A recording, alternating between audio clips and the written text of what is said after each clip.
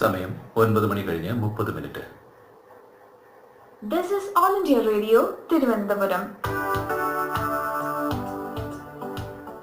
In tonight's English program, you will listen to a review of Contemporary English Poets of Kerala by Srimati Suneetha B.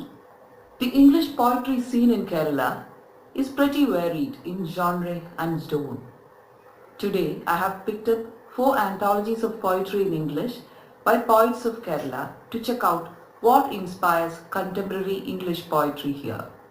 The titles I have picked today are Gleanings by M. Mohankumar, In the Shade of the Bodhi by Nayanathara Shobha, Of Fireflies, Guns and the Hills by Babitha Marina Justin, and Letters to Namdua Thasal by Chandramohan S.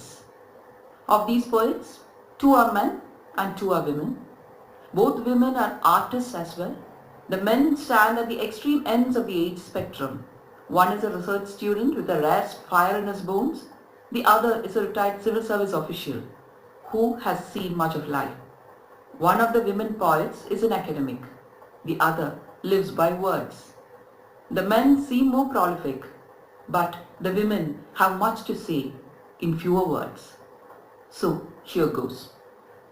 Babitha Marina Justin's poetry travels smoothly from the domestic to the political and is inward and outward looking at the same time. Nayanathara Shobha's expressions in verse are a comprehensive expression of sensibilities of an Indian woman, displaying every facet of womanhood. M. Mohankumar finds his subjects everywhere, but mostly within him and in his peripherals. Chandramohan's poems are the manifestation of an ancient anger locked away within and manages to hold both the aesthetic and the political in play. And that's the content and tone of the books in general. Looking more closely, Babitha has divided her verse into 3 sections: family fables, bedtime tales, and like the title to her anthology, the 3rd section is named Of Fireflies, Guns and the Hills. In fact, there are exactly a dozen poems in this section, and the poem with the same title as the book reads thus, I quote, Hemmed in by 7 hills, flickering with fireflies, the picture postcard valley echoes fear. None braved those slopes, they said, but a few men who'd wipe sleep off your eyelids and then barter peace with the barrel of a machine gun. This entire section reaches out to the memories of the northeast region where the poet spent many years at. The poet reaches out beyond the border to Burma or Myanmar to express in strong imagery the trials of a people, especially the females, who have hardly any voice.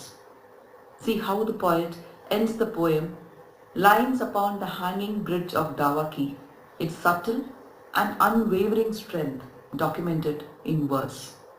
I quote, Trapped in twilight at the cusp of 2 countries, not the Emerald River forgets her lines. She freezes in her tracks at meerkat men with alert guns who blow perfect smoke rings as they hem her in from either bank, their eyes now darting at an angler in his boat, now sweeping down on a young girl bathing in furtive, full-dressed unease. As the wind hums a wisdom that the men fail to hear, Umnot slowly comes to and splays her liquid thighs wide, ready to mother, whore and scrub clean Indian and Bangladeshi linen alike.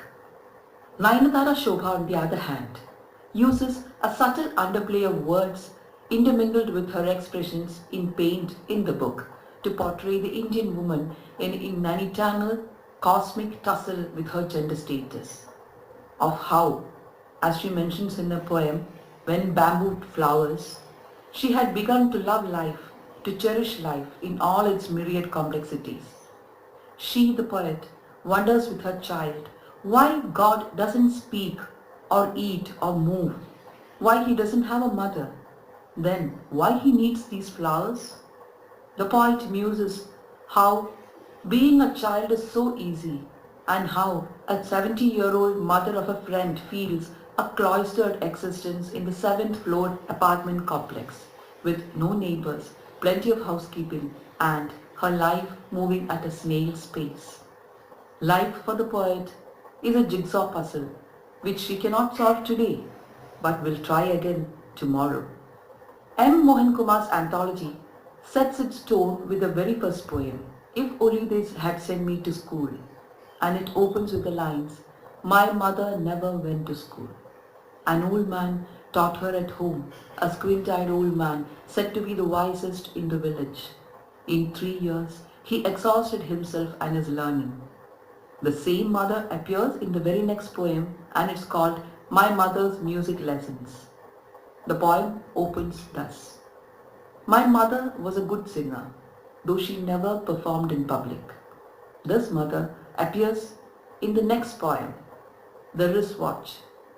And the poem says, I want to see our son wearing a watch before I die, said my mother to my father and smiled at me a smile I'll never forget. M. Mohankumar's anthology is full of touching references to family members who lived and left, the memories blooming in verse. The poetry here is hugely personal and touches upon incidents and people in life who have left a mark. Now I come to Chandramohan's poetry. Chandramohan's poetry is vastly different from those discussed so far. It's far from the personal and very much political, but with striking imagery that may shock and leave a strong impression. The poems are mostly short, sharp and strikes hard. Look at this one, titled Killing Shambhuga, which draws its inspiration from the poem Strange Fruit, written in 1937 by Abel Meeropol. Jim Crow segregated hostel rooms. Ceiling fans bear a strange fruit.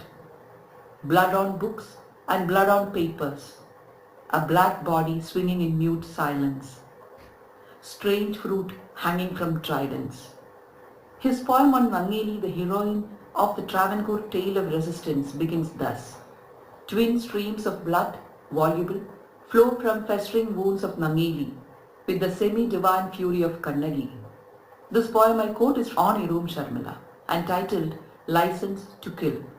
Not a morsel of food down her throat, an act of protest against licenses to kill. Her periodic crimson stopped to stop the crimson draining down the streets of her 7 sisters. On the whole, the variety of thought across the 4 books were stunning and the perspectives diverse but keeping in tune with contemporary times. Kerala poetry has not lost its way. It flows strong with turbulence at some places and undercurrents at others. Thank you.